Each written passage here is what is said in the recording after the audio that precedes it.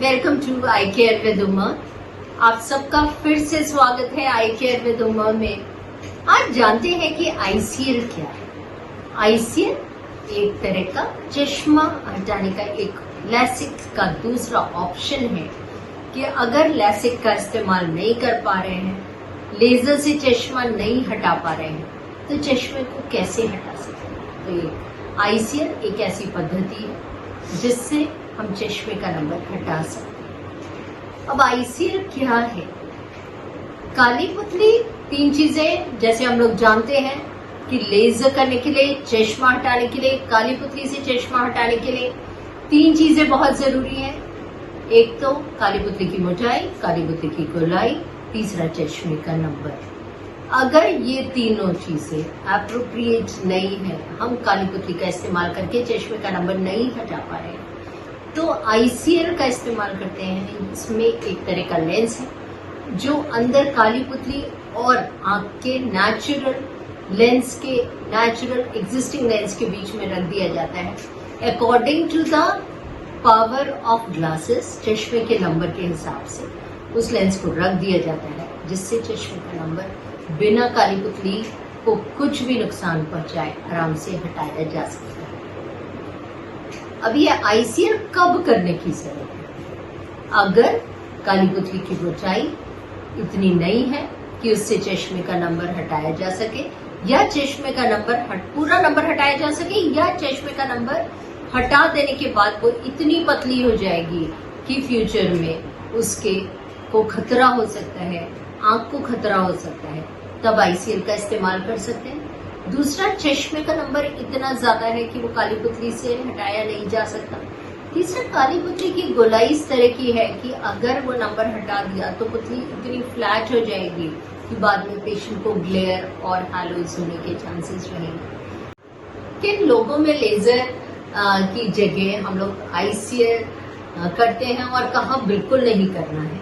इसमें एक चीज का ध्यान रखना है, अगर पेशेंट की उम्र 45 साल से ज्यादा है तो पेशेंट की काउंसलिंग करनी चाहिए, चाहे नंबर कुछ भी है, कि आईसीएल के लिए ना जाए, क्योंकि 45 साल की उम्र के बाद मोतियाबिंद के किसी भी टाइम बनने के चांसेस होते हैं। उस टाइम फिर से आईसीएल को निकालना पड़ेगा, क्लियर लेंस को क्लियर करना पड़ेगा और दूसरा लेंस, इंट्राओकुलर लेंस डालना पड़ेगा। तो अगर उम्र 45 साल से ज्यादा है तो या तो मोतिया नहीं बना है तो लैसिक करना है, या फिर रिफ्रैक्टिव लेंस एक्सचेंज करना है जिसमें नेचुरल लेंस को क्लियर करते हैं और इंट्राओकुलर लेंस को डालते हैं। आईसीएल के एडवांटेजेस क्या हैं?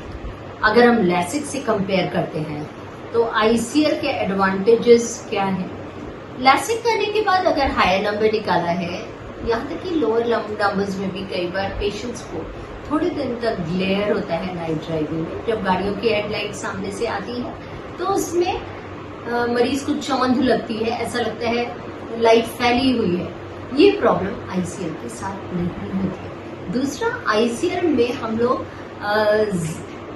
ज्यादा नंबर हटा सकते हैं, यानी कि ज्यादा नंबर वाले मरीज, काली पुतली पतली अगर है तो उसमें अगर आईसीएल करते हैं तो पेशेंट की रोशनी की चमक ज्यादा अच्छी होती है। तो अगर आईसीएल कर रहे हैं तो ब्राइट लाइट में मरीज को डिस्कम्फर्ट कम होता है और ज्यादा नंबर हटा सकते हैं। तीसरा, अगर जरूरत पड़ती है एडवर्स सर्कमस्टेंसेस में तो आईसीएल रिवर्सिबल प्रोसीजर है, लेंस को हटा दिया और मरीज अपने पुरानी जगह वापस आ गया, पुराने चश्मे के नंबर पर पुरानी जगह वापस आ गया। अब किन लोगों में ये कर सकते हैं? जिनकी एज एप्रोप्रिएट है, जिनकी चॉइस है कि मुझे आईसीएल ही कराना है, क्योंकि क्वालिटी ऑफ विजन के बारे में उन्होंने काफी कुछ पढ़ा है और समझा है, तो वो कहते हैं नहीं, मुझे आईसीएल ही कराना है, लैसिक के लिए नहीं जाना है। और तीसरा, जो ऑक्यूपेशन है वो भी डिपेंड करता है। अगर मान लीजिए कि लड़की है जो एक रूरल बैकग्राउंड से आई है, केवल मैट्रिमोनियल पर्पज से चश्मे का नंबर हटाना है, तो उसको ग्लेयर, हैलोज, शार्पनेस ऑफ विजन से बहुत फर्क नहीं पड़ रहा है, उसके केस में हम लोग लैसिक कर सकते हैं।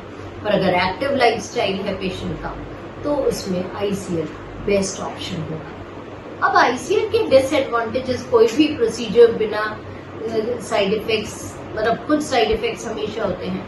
आईसीएल क्योंकि एक इंट्राऑकुलर प्रोसीजर है, इसमें इंटरवेंशन ज्यादा होता है, तो जो एक रिस्क किसी भी सर्जरी में इन्वॉल्व होता है वो इसमें भी है, पर रिस्क मिनिमम होता है।